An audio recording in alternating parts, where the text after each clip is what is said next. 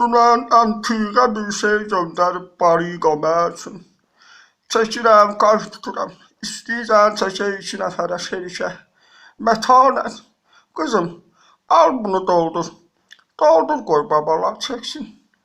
Hələ biraz da göndərmişəm Elşənə. Cavandır. Qoy o da kayfını tutsun. Bütün günü dərs oxuyur.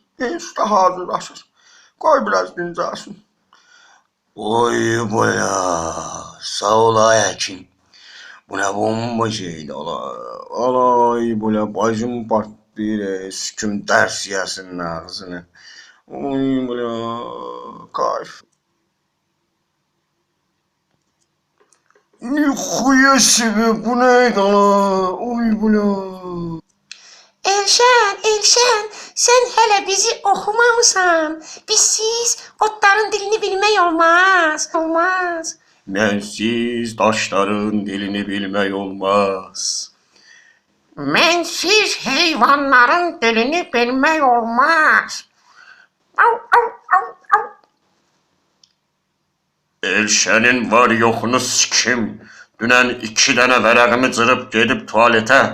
Dedi siktirin buradan qəhbə yığını qəhbə. Peysərlər.